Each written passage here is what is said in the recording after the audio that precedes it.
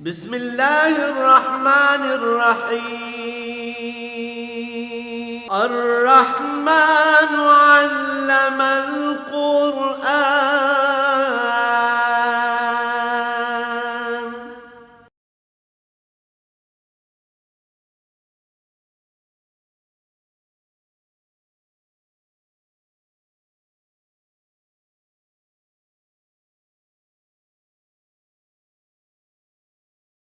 الحمد للہ رب العالمین والصلاة والسلام علی حبیبہ محمد وآلہ وصحبہ اجمعین. اعوذ باللہ من الشیطان الرجیم. بسم اللہ الرحمن الرحیم. الذین یلمزون المطوعین من المؤمنین فی الصدقات والذین لا یجدون الا جہدهم فیسخرون منہم سخر اللہ منہم وَلَهُمْ عَذَابٌ أَلِيمٌ. استغفر لهم او لا تستغفر لهم ان تستغفر لهم 70 مرة فلن يغفر الله لهم ذلك بأنهم كفروا بالله ورسوله والله لا يهدي القوم الفاسقين. ألم يعلموا ان اللہ یعلم سرهم ونجواهم وان اللہ علام الغیوب. حضور اکرم صلی اللہ علیہ وآلہ وسلم کا ارشاد عالی ہے: من قال لا الہ الا اللہ دخل الجنہ، او کما قال رسول اللہ صلی اللہ علیہ وسلم. حضرت ابی درداء رضی اللہ تعالی عنہ کو خادم تھے حضور کے. آپ صلی اللہ علیہ وسلم نے یہ ارشاد فرمایا اور فرمایا سب کو بتا دو. وہ مسجد نبوی سے نکلے ہی تھے کہ سامنے سیدنا فاروق اعظم رضی اللہ عنہ آ رہے تھے. تو سب سے پہلے انہوں نے انہی کو یہ خوشخبری سنائی. تو انہوں نے روک لیا اور انہوں نے کہا کسی اور سے تو یہ بات نہیں کی میرے ساتھ آؤ. وہ انہیں واپس حضور صلی اللہ علیہ وسلم کی خدمت عالی میں لے گئے اور پوچھا، عرض کی یا رسول اللہ یہ ابی درداء یہ کہہ رہا ہے. فرمایا ہاں میں نے اسے فرمایا ہے. عرض کی یا رسول اللہ آپ کا ارشاد بجا، لیکن لوگوں میں وہ فہم و ادراک نہیں کہ اس کے مفہوم کو سمجھ سکے. لوگ اس سے زیش سمجھ لیں گے کہ صرف لا الہ الا اللہ محمد رسول اللہ کا کہنا کافی ہے اور پھر وہ اعمال چھوڑ بیٹھیں گے. تو حضور اکرم صلی اللہ علیہ وسلم نے اس بات کو پسند فرمایا اور انہیں منع کر دیا. علامہ تاج الدین سبکی نے طبقات الشافیہ میں اس پہ بڑی طویل گفتگو فرمائی ہے. وہ فرماتے ہیں کہ یہ من قال لا الہ الا اللہ سے مراد یہ ہے کہ پورے خلوص اور پورے تیقن سے کہے، اور اس تیقن کی دلیل یہ ہے کہ پھر وہ اللہ کی نافرمانی کا سوچے بھی نہیں.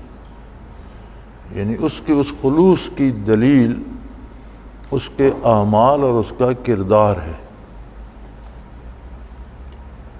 سیدنا فاروق اعظم رضی اللہ عنہ نے جس وجہ سے منع فرمایا تھا وہ یہ تھی کہ اتنی باریکی میں کوئی نہیں جائے گا، عام آدمی اسے سمجھ نہیں پائے گا، اور وہ ارشاد عالی کا مطلب یہ لے گا کہ بس کلمہ پڑھ لیا اور نجات کے لیے کافی ہے.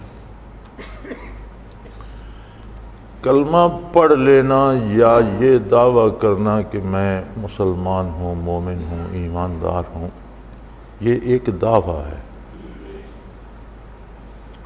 ہر دعویٰ اپنے گواہوں سے ثابت ہوتا ہے. بغیر شہادت اور گواہی کے کسی دعوے کی کوئی حیثیت نہیں. کوئی شخص بھی کوئی دعویٰ کر سکتا ہے. دعویٰ کرنے پہ تو کوئی پابندی نہیں، لیکن ثابت کرنا پڑتا ہے گواہوں سے، شہادتوں سے. دعوی ایمان کے گواہ ہیں اعمال۔ اگر اعمال اس بات کی گواہی دیں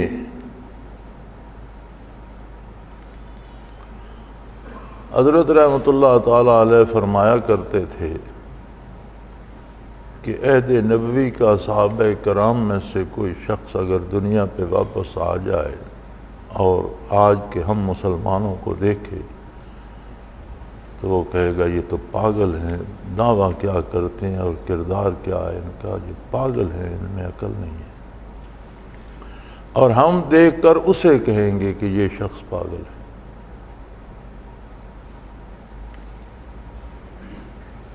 ایمان کا ایک خصوصی جز یہاں بیان ہو رہا ہے، منافقین کی کو تنبیہ فرماتے ہوئے فرمایا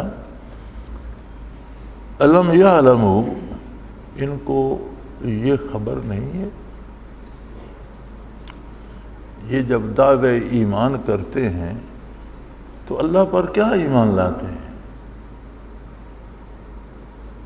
اس کی ذات کیسی ہے، اس کی صفات کیسی ہیں، وہ کیسی ہستی ہے، اس کی عظمت کتنی ہے، اس کا علم کتنا لامحدود ہے۔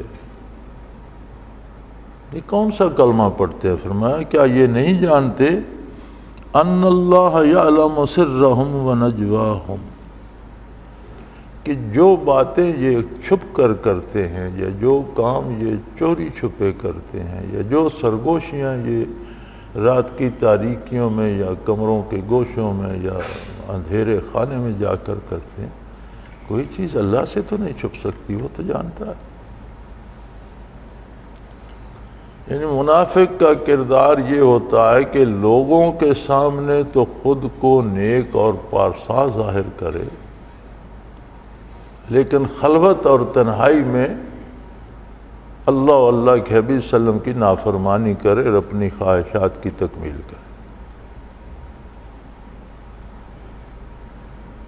تو فرمایا یہ دعویٰ ایمان کا کرتے ہیں لیکن ان کے پاس ایمان ہے نہیں۔ اگر ایمان ہوتا تو انہیں یقین ہوتا کہ لوگوں کے ماننے یا نہ ماننے سے یا لوگ مجھے نیک سمجھے یا نہ سمجھے اس سے کوئی فرق نہیں پڑتا، اللہ کریم جانتا ہے کہ میں دل کی گہرائیوں سے کیا سوچتا ہوں اور کیا عمل کرتا ہوں۔ لوگوں کے سامنے ہم اعمال اور طرح سے کرنے لگ جاتے ہیں، پارساؤں کی شکل بنا لیتے ہیں، لباس اور سا بنا لیتے ہیں، لیکن عملی زندگی میں لوگوں سے جب الگ ہوتے ہیں، جب بات ذاتیات پہ آتی ہے تو پھر ہمارا رنگ ہی اور ہوتا ہے، کردار ہی اور ہوتا ہے، اور یہ منافقت کی ایک قسم ہے۔ ایمان کا تقاضا یہ ہے کہ اللہ کی ذات کو بھی مانے اس کی جملہ صفات کے ساتھ، اور صفات باری وہی ہیں جو نبی کریم صلی اللہ علیہ وسلم نے بیان فرمائی ہیں، قرآن میں موجود ہیں، حدیث میں ان کی تشریح موجود ہے۔ ساری حدیث قرآن کریم کی تفسیر ہے، اور وہ تفسیر ہے جو خود اللہ نے اپنے حبیب کی زبان سے فرمائی۔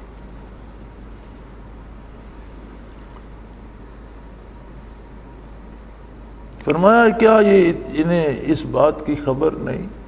جب یہ ایمان کا دعویٰ کرتے ہیں تو یہ بات کیوں نہیں جانتے کہ ان کے دلوں کے راز اور ان کی سرگوشیاں سب کچھ اللہ جانتا ہے۔ وَأَنَّ اللَّهَ عَلَّامُ الْغُیُوبِ، اللہ تمام پوشیدہ باتوں کو جاننے والا ہے۔ کوئی بات غالباً دوسرے لوگوں سے چھپ سکتی ہے، ایسی کوئی بڑی بات نہیں۔ ہو سکتا ہے کوئی بندہ اللہ کے نبی کو بھی دھوکہ دے لے، یہ بھی ممکن ہے کہ کوئی بات فرشتے کے علم میں نہ آئے، لیکن جب بات ذات باری کی آتی ہے تو کوئی بات چھپ نہیں سکتی۔ تو فرمایا یہ تو ایمان کا تقاضا ہے کہ اللہ کو اس کی جملہ صفات کے ساتھ مانا جائے، اور اقرار اور ماننے کا تقاضا یہ ہے کہ ہمارا کردار، ہمارے اعمال، ہماری لوگوں کے سامنے کی زندگی، جسے آپ پبلک لائف کہتے ہیں، ویسی ہی ہو جیسی ہماری ذاتی اور تنہائی میں زندگی۔ ہمارا ظاہر و باطن ایک ہو، لوگوں کے دکھانے کے لیے پارسا بن جائیں اور تنہائی میں لوگوں کا مال کھا جائیں، لوگوں کی عزتیں لوٹ لیں، اپنا بڑا بننے کے لیے لاکھوں لوگوں کا خون کر دیں، لوگوں کو تباہ کر دیں۔ تو فرمایا یہ تو ایمان نہیں ہے۔ اپنی بڑائی کے لیے دوسروں کے حقوق چھینے، اس کا مطلب یہ ہے کہ اس شخص نے اللہ کو مانا نہیں۔ فرمایا منافقین کی ایک اور عادت ہوتی ہے، الذین یلمزون المتطوعین من المؤمنین فی الصدقات، اللہ کے نیک بندے، ایماندار بندے جب اللہ کی راہ میں خرچ کرتے ہیں، غریبوں کی مدد کرتے ہیں، کوئی ادارے بنا دیتے ہیں، بچوں کو تعلیم دیتے ہیں، بے کسوں غریبوں یتیموں کو کھانا لباس دے دیتے ہیں، بیمار کا علاج کرا دیتے ہیں، تو منافقین ان پہ طنز کرتے ہیں۔ یعنی نفاق کی ایک یہ بھی نشانی ہے کہ کوئی بھلا کام بھی کر رہا ہو تو یہ اس پہ طنز کرتے ہیں کہ دیکھو اب اس کے پاس پیسہ کیا آ گیا، یہ اپنی بڑائی کی اشاعت میں لگا ہوا ہے، حالانکہ وہ بندہ خلوص سے اللہ کی راہ میں خرچ کر رہا ہوتا ہے۔ اور پھر منافقین کی نشانی یہ ہے کہ وہ صرف صاحب ثروت لوگوں پر طنز نہیں کرتے، کچھ لوگ غریب بھی ہوتے ہیں جو مزدوری کرتے ہیں، محنت کرتے ہیں، بمشکل اپنے لیے 2 وقت کی سوکھی روٹی کما لاتے ہیں، اس میں سے بھی پھر چند لقمے کسی غریب کو دے دیتے، تھوڑا سا کماتے ہیں، محنت زیادہ کرتے ہیں، پھر جو ملتا ہے کوئی پڑوسی بھوکا ہے تو اسے دے دیتے۔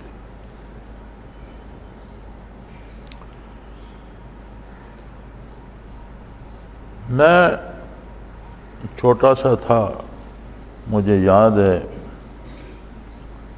کہ ہمارا ایک ڈیرہ ہے جنگل میں جہاں جماعت کی بنیاد بھی پڑی، وہیں رہتے تھے، گاؤں میں بھی گھر تھا، وہاں بھی تھا، تو اکثر وہاں رہتے تھے۔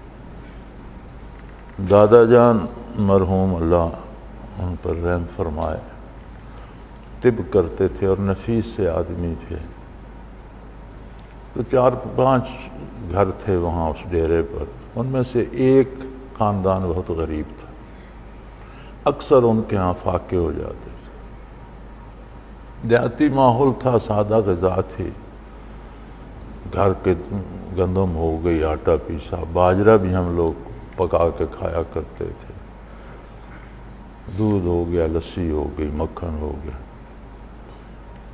تو اکثر شام کو جب کھانے کے لیے جمع ہوتے اور تنوریاں سی لگی ہوتی تھیں اور وہ گھر کی بچیاں اس میں روٹیاں لگاتی، تو دادا جان روزانہ ہی پوچھ لیا کرتے، جا میرے بچے بھاگ کر جاؤ، ان کو دیکھ کرو ان کے پاس کھانا ہے، اگر نہیں ہے تو جو پک گیا یہ انہیں دے، وہ اپنے لیے اور بنا لو۔ اتنا تو نہیں دے پاتے تھے کہ ان کے مہینے کا یا ان کے ہفتے کا گزر ہو جائے، لیکن اس بات کی خبر رکھتے تھے کہ جب ان کے گھر کھانا نہ ہو یا فاقہ ہو تو فاقہ نہیں ہونا چاہیے، کھانا دے۔ تو بعض لوگ اپنی غربت اور افلاس میں بھی محنت مزدوری جو کر کے لاتے ہیں، اس اس سے اللہ کی راہ میں دیتے ہیں۔ فرمایا منافق ان پر بھی طنز کرتا ہے بلکہ ان کا مذاق اڑاتے ہیں، فَيَسْخَرُونَ مِنْهُ، کہ دیکھو جی یہ 2 روٹیاں دے کر اللہ پہ احسان جتانے چلا ہے، اس کا صدقہ دیکھو، جس نے زیادہ دیا اس کا مذاق اڑاتے ہیں کہ یہ اپنی بڑائی کر رہا ہے، جس کے پاس تھوڑا ہے اس نے تھوڑا دیا تو اس کا مذاق اڑاتے ہیں کہ یہ اب دیکھو جی یہ ایک روٹی کے بدلے جنت خریدنے چلا ہے۔ فرمایا جو لوگ اللہ کے بندوں کا مذاق اڑاتے ہیں، سخر اللہ منہم، اللہ ان کا مذاق اڑاتے ہیں۔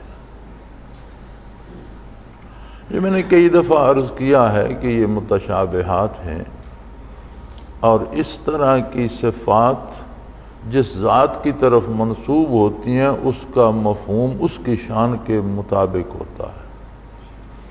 حضرت رحمۃ اللہ علیہ فرمایا کرتے تھے کہ ان کا معنی بعید مراد ہوتا ہے۔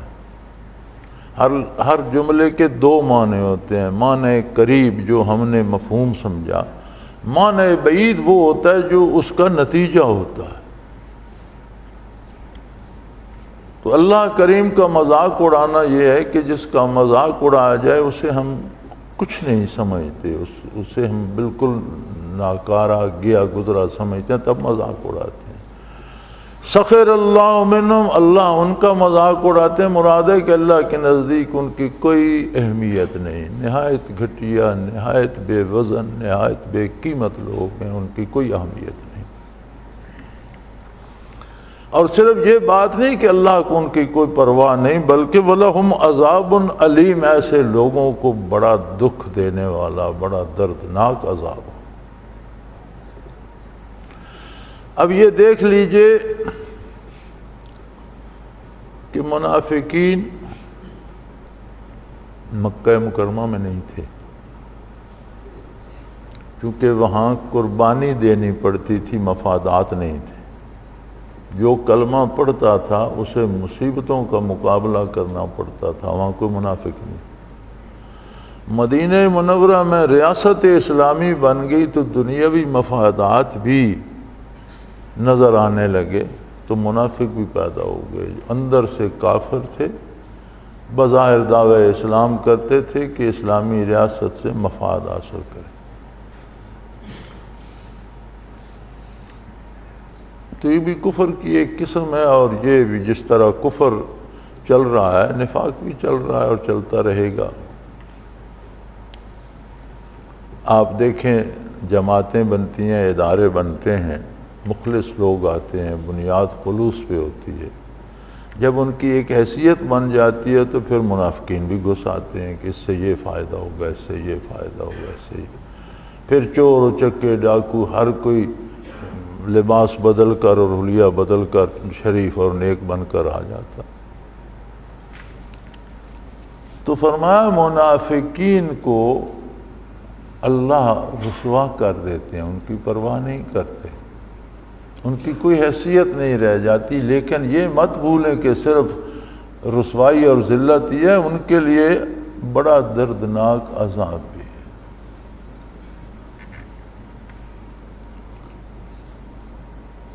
اب اس پر یہ پابندی لگا دی کہ نبی کریم صلی اللہ علیہ وسلم تو بہت کریم تھے، بہت مہربانی فرماتے تھے، جانتے تھے یہ شخص جھوٹ بول رہا ہے، اسے ٹوکتے نہیں تھے، اور اگر اس کی تردید مقصود ہوتی تو اجماعی طور پر فرماتے کہ لوگوں ایسا کام نہ کیے۔ یہ نہیں فرماتے تھے کہ اس شخص نے یہ کیا ہے، نہیں، اجماعی طور پر ارشاد فرماتے کہ ایسے کام نہ کیے جائیں، یہ طریقہ، یہ وتیرہ صحیح نہیں۔ پھر آپ ایسے کریم تھے کہ ابن ابی جب مر گیا، اس کا بیٹا بڑا مخلص، بڑا جانثار اور بہت حضور کا عاشق اور سچا کھرا مسلمان اور صحابی تھا۔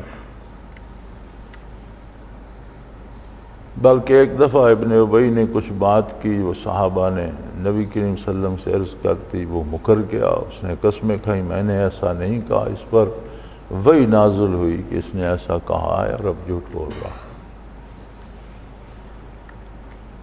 تو واپسی ہو رہی تھی جہاد سے مدینہ منورہ کو، تو ان کے بیٹے نے حضور سے اجازت چاہے۔ ان کا بیٹا جا کر شہر کے باہر کھڑا ہو گیا اور اس نے ابن ابی کو روک دیا کہ تم نے کہا تھا مسلمانوں کو شہر سے نکال دیں گے، میں تمہیں شہر میں داخل نہیں ہونے۔ اس نے حضور سے فریاد کی تو انہوں نے اسے منع فرمایا کہ نہیں، چھوڑ دو، تمہارا باپ ہے جیسا بھی۔ اس کی دلجوئی بھی حضور کو مقصود تھی، اور ویسے آپ کی ذات بہت کریم تھی۔ ابن ابی مر گیا تو حضور اکرم صلی اللہ علیہ وسلم نے اپنا کرتا مبارک اس کے کفن کے لیے کیا اور اس کی نماز جنازہ بھی پڑھائی۔ سیدنا فاروق اعظم رضی اللہ عنہ نے داؤں نے ایک دست تھام لیا اور فرمایا حضور اسے کرتا نہ دیں، اس کی نماز نہ پڑھائیں۔ جب آپ کو قطعی یقین ہے، پتہ ہے اس کے کرتوتوں سے ظاہر ہے منافق ہے، فرمایا وہ منافق ہے، میں تو اللہ کا نبی اور کریم ہوں، رحمت للعالمین ہوں۔ تو اللہ کریم نے فرمایا کہ میرے حبیب ایسے لوگوں کے لیے آپ بخشش طلب فرمائیں یا نہ فرمائیں۔ اگر آپ ان کے لیے بڑی زیادہ دعا بھی کریں، ان تستغفر لہم 70 مرہ، 70 کا لفظ جو اہنسا جو ہے عربی میں کثرت کے لیے استعمال ہوتا ہے۔ جیسے ہم کہہ دیتے ہیں کہ یہ بات تو ہزاروں لوگوں نے سنی، یہ کام تو ہزاروں لوگ، اب ہم نے کو گنے ہوئے تو نہیں ہوتے، مراد ہوتی ہے بہت سے لوگ کرتے ہیں یا یہ بات بہت سے لوگوں نے کی۔ اسی طرح جب عربی میں کہنا چاہیں کہ کسی کام کو بہت دفعہ کیا تو کہتے ہیں 70 مرتبہ کیا۔ فرمایا میرے حبیب ان لوگوں کے لیے اگر آپ مغفرت چاہیں یا نہ چاہیں برابر ہے، آپ ان کے لیے بہت زیادہ مرتبہ بھی مغفرت چاہیں، فَلَن يَغْفِرَ اللَّهُ لَهُمْ، اللہ ان کو نہیں بخشے گا، یہ نہیں بخشے جائیں گے۔ اب دیکھیں نبی صلی اللہ علیہ وسلم کی دعا باران رحمت ہے، ابر رحمت جہاں بھی برستا ہے مردہ زمین میں جان پڑ جاتی ہے، سبزہ نکل آتا ہے، پھول کھلتے ہیں، فصلیں اگتی ہیں، لیکن چٹانوں پر جو برستی ہے وہ اپنا سر پٹک کر گزر جاتی ہے، بلکہ ان پر کوئی تھوڑی بہت مٹی ہو تو وہ بھی اس کے ساتھ بہہ جاتی ہے اور بالکل چٹان سامنے آ جاتی ہے۔ فرمایا آپ تو کرم فرما رہے ہیں، اگلے میں قبول کرنے کی استعداد بھی تو ہو، مٹی میں تو قبولیت کی استعداد ہے، چٹان تو قبول نہیں کرتی۔ تو آپ ان کے لیے مغفرت چاہیں یا نہ چاہیں، آپ ان کے لیے بہت زیادہ بخشش بھی طلب فرمائیں، فَلَن يَغْفِرَ اللَّهُ لَهُمْ، اللہ ان کو نہیں بخشے۔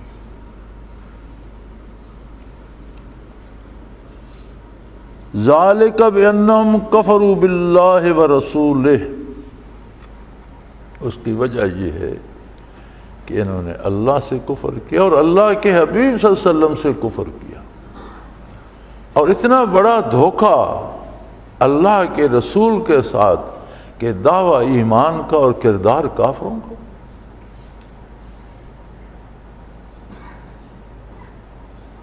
انہیں یہ یقین ہی نہیں ہے کہ اللہ کے روبرو جواب دینا ہے، حلال حرام جائز ناجائز کیے جا رہے ہیں، اور ساتھ یہ بھی کہتے ہیں کہ اللہ کے فضل و کرم سے غلط کرتے ہیں، لوگوں پہ ظلم کرتے ہیں، ملکوں کو تباہ کر دیتے ہیں، اور کہتے ہیں اللہ کے فضل و کرم سے میں نے یہ کر دیا۔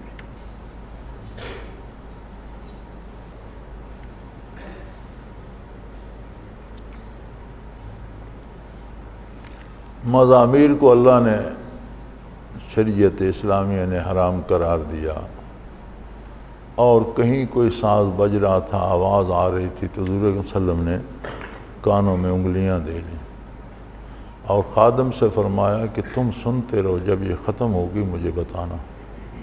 جب اس نے عرض کی کہ اب آواز آنی ختم ہوئی، تب آپ نے انگشت مبارک کانوں سے نکالا۔ بر صغیر میں اورنگزیب عالمگیر رحمۃ اللہ تعالی علیہ نے سختی سے منع کر دیا تھا۔ ہمارے آج کے دانشور تو بڑا طنز کرتے ہیں اس بات پر بھی کہ جی یہ لوگ اورنگزیب کو بھی رحمۃ اللہ علیہ کہتے ہیں، اس نے بھائیوں کو قتل کر دیا تھا۔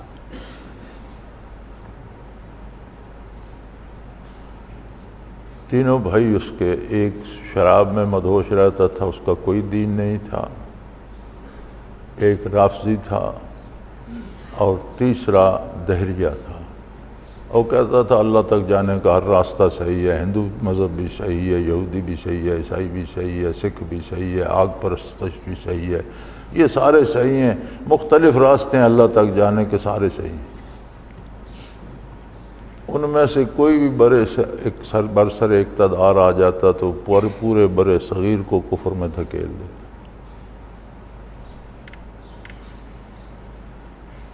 تو میں اگلے دن بھی تبصرہ سن رہا تھا ایک دانشور کا کہ اورنگزیب عالمگیر نے کوئی نماز بھی نہیں چھوڑی اور کوئی بھائی بھی زندہ نہیں چھوڑا۔ طنز کرتے ہیں، مذاق اڑاتے ہیں۔ ٹھیک ہے، ان کا اپنا معاملہ ہے رب کے ساتھ، ہمارا اپنا ہے، ہم تو کہیں گے بھائی وہ مذاق اڑائیں یا نہ اڑائیں۔ تو انہوں نے منع کر دیا۔ اب جو گانے بجانے والے لوگ تھے انہیں کچھ اور آتا جاتا بھی نہیں، پھر بڑے نازک مزاج ہوتے ہیں، ان سے کام ہوتا کب ہے؟ تو وہ زنخے سے تو ہوتے ہیں، آدھے مرد آدھی عورتیں، ان کا وہ کون سا کام کریں گے؟ تو تنگ آ کر انہوں نے ایک جنازہ بنایا، اس میں طبلے، سرنگیاں، ہارمونیم رکھے، اوپر چادر شادر سجائی، اور جنازہ اٹھا کر روتے پیٹتے بادشاہ کی رہائش گاہ کے قریب سے شور کرتے ہوئے گزرے۔ تو بادشاہ نے میں کھڑکی کھڑے ہو کر پوچھا یہ کس کا جنازہ ہے؟ کوئی ایسی اطلاع تو نہیں آئی، بڑا زور شور کا جنازہ ہے۔ خادم دوڑے گئے، انہوں نے کہا جی یہ مزامیر کا جنازہ ہے، گانے کے آلات کا جنازہ ہے، شہنشاہ نے روک دیا ہے، منع کر دیا ہے ان کی، یہ تو مر گئے۔ اس نے آ کر عرض کی کہ یہ تو طبلے سرنگیاں اس میں رکھ کر تو فرمایا بھاگ کر جو انہیں بتاؤ ان مردودوں کو گہرا دفن کرنا، پھر نہ نکل آئے۔ انہوں نے تو ہیلا کیا تھا کہ اس سے اجازت دے دیں گے، تو انہوں نے فرمایا ان غلیظوں کو گہرا دفن کرنا، قبر گہری کھودنا، یہ پھر نہ نکل آئے۔ تو بات یہ ہوتی ہے کہ برائے نام جو مسلمان بھی ہے اور جو بہت نیک اور پارسا بھی ہے، سب میں ایک بات قدر مشترک ہے، سارے حضور کی شفاعت کی آس لگائے ہوئے۔ نیک صلحاء، علماء، اولیاء، عام آدمی، گناہگار، بے علم، جاہل، بے وقوف مسلمان، ہر کلمہ گو جس کیٹیگری میں بھی ہے، اس کی ایک پکی امید ہے کہ حضور میری شفاعت فرمائیں۔ اللہ نے فرمایا ٹھیک ہے، لیکن جس کے دل میں نفاق ہوگا اس کی حضور شفاعت نہیں فرمائیں گے، اور حضور اپنے کرم سے اس کی بخشش کی دعا بھی فرمائیں گے، میں اسے نہیں چھوڑوں گا، لن یغفر اللہ لہ، اللہ اسے نہیں بخشے گا، اس لیے کہ اس نے اللہ سے کفر کیا اور اللہ کے رسول سے کفر کیا اور دھوکہ دینے کی کوشش کی میرے حبیب کو۔ دنیا میں اس کی سزا یہ ہوتی ہے واللہ لا یہدی القوم الفاسقین، ایسے بدکاروں کو اللہ ہدایت نصیب نہیں فرماتا۔ دنیا میں سیدھے راستے سے بھٹک جانا، گمراہ ہو جانا، عمل میں گمراہ ہو جانا یا عقیدے میں گمراہ ہو جانا، عمل میں گمراہ ہو گیا تو توبہ کی گنجائش ہے، عقیدے میں گیا تو گیا، پھر اس کے پاس کچھ بچتا ہی نہیں۔ تو یہ اللہ کی سزا ہے کہ وہ توفیق عمل سلب کر لیتا ہے بطور سزا کے۔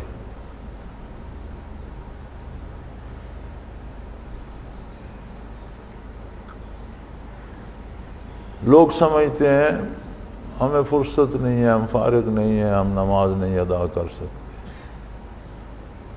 حق یہ ہے کہ وہ سجدے کی توفیق نہیں دیتا، وہ سر جھکانے نہیں دیتا۔ کوئی ایسا جرم، کوئی ایسی خطا عمل میں، کردار میں، سوچ میں، فکر میں، غذا میں، دوا میں کوئی ایسی چیز ہے کہ وہ توفیق سلب کر لیتا ہے، کہتا ہے یار اس سر کو لے جاؤ، میرے دروازے پہ مت جھکا۔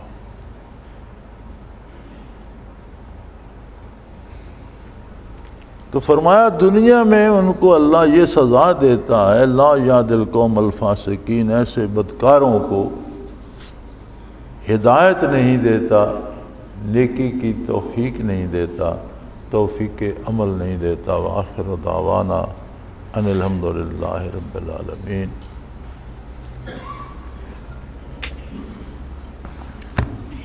الحمدللہ رب العالمین والصلاة والسلام علی حبیبہ محمد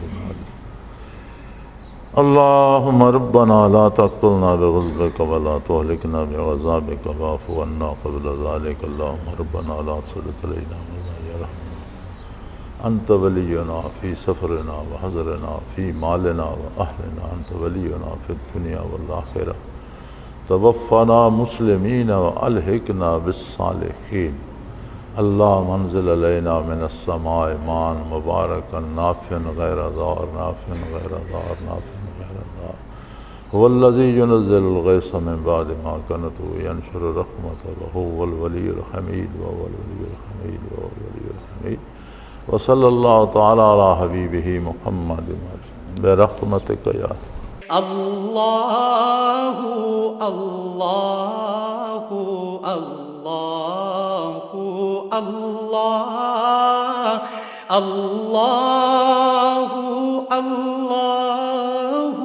اللہ اللہ۔ حضرت امیر محمد اکرم آوان مد ذلہ العالی دارالعرفان منارہ ضلع چکوال میں سالہ سال سے قرآن و حدیث کے اوپر خطابات کر رہے ہیں اور سلسلہ نقشبندیہ اویسیہ کے مطابق لوگوں کو ذکر الہی کی تربیت دے رہے ہیں۔ وہ قرآن پاک کی تفسیر ترتیب وار بیان کر رہے ہیں۔ تفسیر قرآن کو وہ موجودہ ملکی اور بین الاقوامی حالات کے مطابق بیان کرتے ہیں۔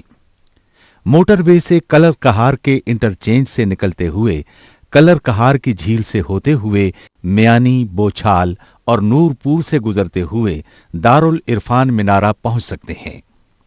حضرت امیر محمد اکرم آوان نے بچیوں اور بچوں کی دینی اور دنیاوی تعلیم کے لیے سقارہ اکیڈمی کے نام سے ایک درسگاہ بھی قائم کی ہے، جس کا افتتاح ملک پاکستان کے صدر جنرل محمد ضیاء الحق نے اپنے دست مبارک سے کیا تھا۔ وہ تمام احباب جو اسلام کی طلب رکھتے ہیں ان سے گزارش ہے کہ دارالعرفان منارہ ضلع چکوال میں امیر محمد اکرم آوان صاحب کے خطابات سے مستفید ہوں۔ وہ ہر جمعے کو نماز سے پہلے بیان فرماتے ہیں۔ ہر ماہ کی پہلی اتوار کو ماہانہ اجتماع ہوتا ہے جس میں آپ خصوصی خطاب فرماتے ہیں اور پاکستان کے چاروں صوبوں سے احباب اس اجتماع میں شرکت کرتے ہیں۔ اس کے علاوہ یہاں سال میں 2 مرکزی اجتماعات بھی ہوتے ہیں، ایک رمضان المبارک میں اعتکاف کا اجتماع اور دوسرا جولائی اور اگست میں 40 دن کا اجتماع ہوتا ہے جس میں روحانی تربیت کی جاتی ہے۔ اپنا خون سیماب دے کر اتنا ہم کر جائیں گے، نام آقا کا چمن میں پھر رقم کر جائیں گے۔